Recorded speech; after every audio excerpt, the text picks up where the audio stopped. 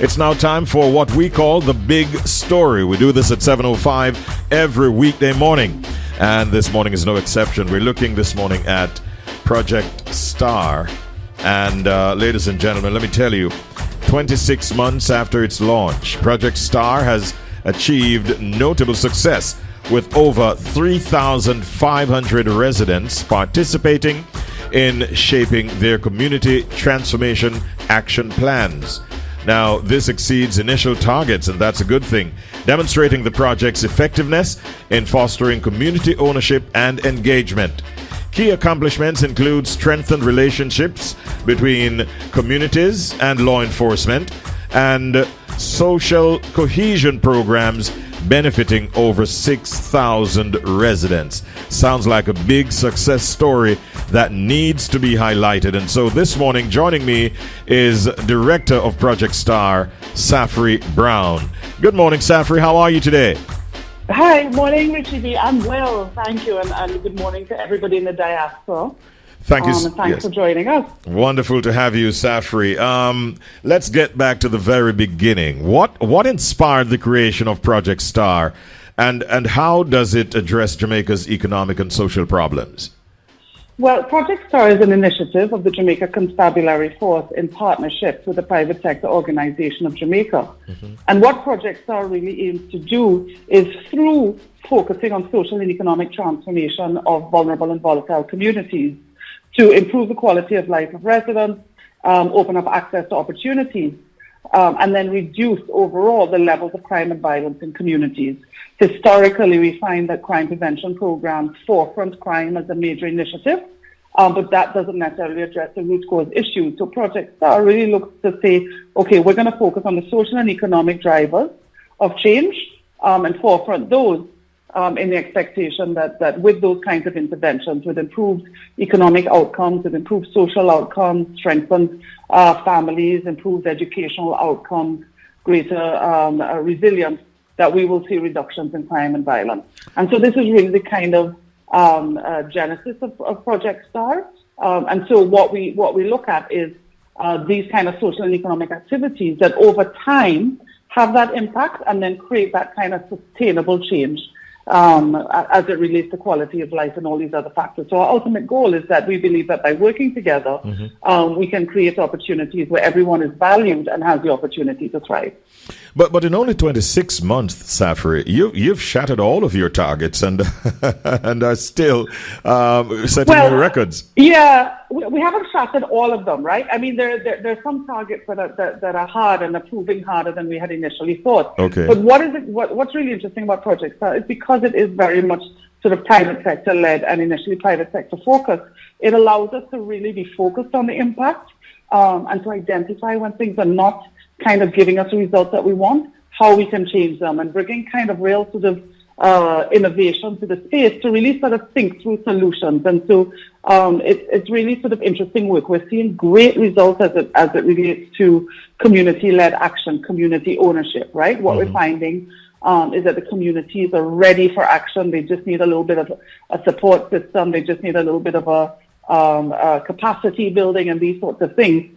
For the community to really take the leadership on what needs to happen. As you know, STAR is data-driven and evidence-based. Yes. So with the communities, we work with them to identify what's going on, what is the data saying is happening. And then on top of that, you layer on that kind of community knowledge, that awareness of the historical context, the cultural context, these sorts of things to really get a deep embedded understanding for each STAR community. We're in Parade Gardens and Rose Gardens in Kingston. We're in Mayfair in Western Clarendon. We're in Sav in Westmoreland, and we're in Salt Spring in St. James. Each STAR community is different, and the programming we do in each community is very much dependent on what the issues are in that community. And we've actually just gone through a process with all the communities to develop their community transformation plans. This was a statistic you mentioned earlier where we've exceeded those targets because there we had 5% of the population that we wanted to be involved in the planning. And in some of the communities like Mayfair, we've been as high as 16%.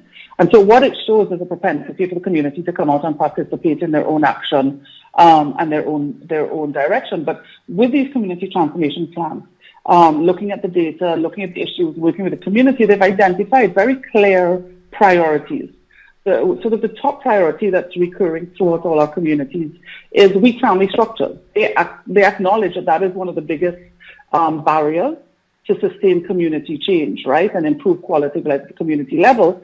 And issues around crime and violence has to do with weak family structures. And so therefore, the programming that you do in a community is very much dependent on, well, how do you address weak family structures? Mm-hmm. You've got to address it from the perspective of strengthening parenting, creating systems of support for families, improving educational outcomes. So there are all these different components of activities that need to happen to address that one priority of weak family structures. Mm-hmm. Access to services, these are all of them. And then you have something that, one of the other priorities, obviously, is access to social services. Yes. Another one is access to quality training and employment. Mm-hmm. And so the communities are very clear of what the issues are, and the data is kind of supporting and very much kind of validating what it is the communities are also identifying as key issues. And those are the things that STAR is able to target on with the community and with the partners such as HEART and SBC and the JCF. Really strong partnerships that are able to then go in and deliver a lot of that work. You did name earlier some of the communities that you have already sort of penetrated, but are there plans to expand that and go into other communities in the near future? Yeah, so what we have is we have the initial 5 communities, and we are looking at, the possibility of expansion.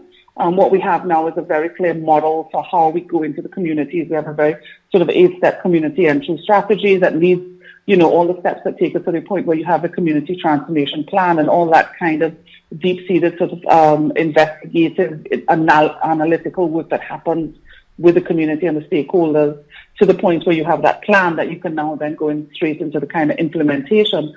And so that model now exists. And so the idea is, okay, let's continue working on it in the STAR communities. Let's continue to work on getting the crime and violence down. And the thing is with crime and violence can go down and it can very easily go back up, right? Yes. And so just, the fact that you've had a couple of good quarters doesn't mean that you're on the right trajectory. You have to look at it over more of an extended period of time, 18 months, 24 months, 36 months. What we're seeing so far in the communities we've been in the longest, which is Rose Gardens, Parade Gardens, and Staff, is the trajectory is downward trending.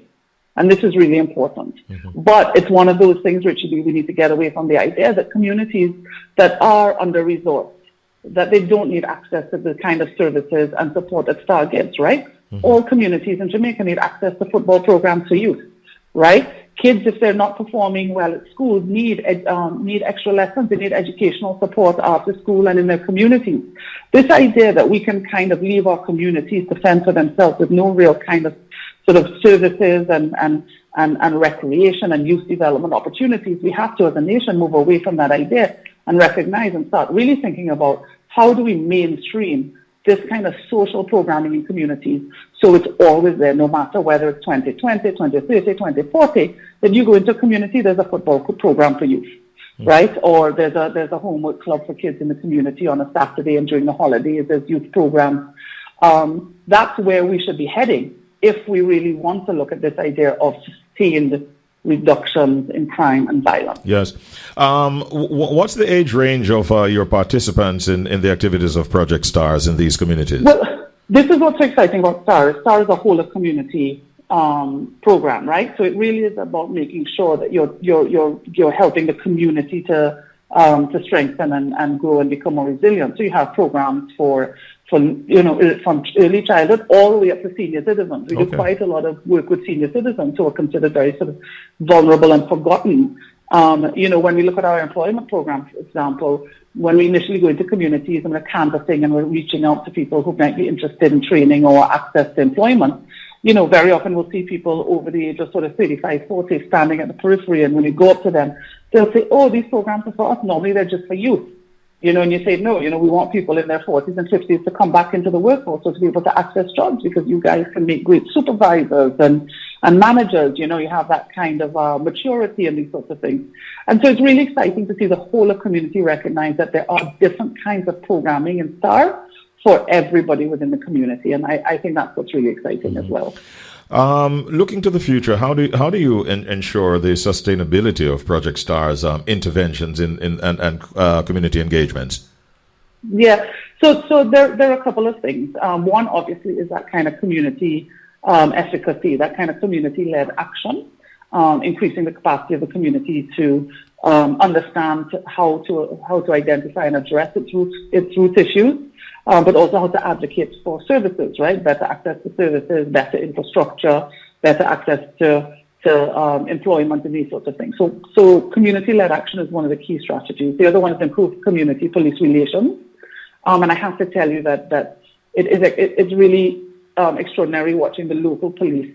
And this is a police that's very much designated to a specific community, whether it's the CSSB or the other members, that, they say that there's a low trust level between communities and the JCF. What we're finding is that there's actually a very high trust level between communities and their local police, right? And this is one where obviously the relationships are built, and the police get involved in things like sporting activities with youth and community outreach days. A lot of the work that the Community Safety and Security Branch do is really, really important in strengthening and improving community police relations. And then with STAR, because STAR is JCF is very much at the fore of a lot of this kind of outreach work that happens at the community. We've had some great programming in Parade Gardens, for example. Earlier this year, there was a peace march between the local community, the JCF, local political members, where they really sort of spoke about the issues and walked the community. And the community said, listen, we need to be able to do more things in the community where we can all get together, right, to improve social cohesion. And so the police said, okay, with STAR, we'll help you guys put together a football fest. Street fest on Ash Wednesday. So on Ash Wednesday, you had a street fest for football that lasted all day. You had over 400 people there. There were no incidents. It was really successful. So then they said, okay, well, how as a community can we develop economic opportunities throughout the community? And they wanted to do the round robin. Again, remember, this is a community that had very much been on lockdown for so long and so on. And so they've had a number of round robins being very successful. As a result of kind of seeing the community coming back to life, they then said, well, listen, from some of the surplus coming out of these round robins, we want to do a social gift. We want to give back to people who are vulnerable. And so they've been doing food packages with some of the elderly and more at-risk children. And again, this is all kind of community-led, just supported now by JCF and STAR and others. And so that's what you see. When you start to see a community start to change and start to go on this trajectory towards this kind of sustained change, these are some of the things that you're looking at. And then the other big one, Richard, is access to services, and working at how you bring social services and the services of the state back into the community, right? Yes. So access to proper sort of health education and health services, access to social protection, path, social pension, these sorts of things, making sure that you have a system in the community where the elderly can access these kinds of social nets, looking at the education issues, and that's one of the things that we have to deep dive a little further in the coming sort of months of Project STAR, is that whole issue about quality education. And whilst we're doing educational programs in the community, we want to make sure that our young people have access to quality education, and they're not just streamed into very specific kind of poor performing schools as sort of en masse, which is kind of what we're seeing at the moment. So these are some of the things that we're working on. But remember, as you get these successes, you're not finished, right? Anything can change very quickly until you've really been there long enough to create that kind of resilience that when there is a shock factor, you don't reel from it to such an extent the community is able to withstand it and kind of get back very quickly. Yes. Well, do you lead a very motivated team? I suspect you do. Yeah, we have a great team. I mean, our teams are all over the island. As I said, we have a team in Moby and Sad and Maypen, and also the GCF, who we work really, really closely with. And we've developed a really strong partnership with HART and STC and the kind of local entities there. We're actually really excited about a new partnership we're developing with the Ministry of Justice. Yes. To sign an MOU with them to improve or increase access to restorative justice services throughout the STAR communities, and the Ministry of Justice is very interested. I'm sure you've been seeing some of their ads and so on, where they're really trying to get into the community to provide those kinds of services at the community level. So there's some great things happening that we're really excited about.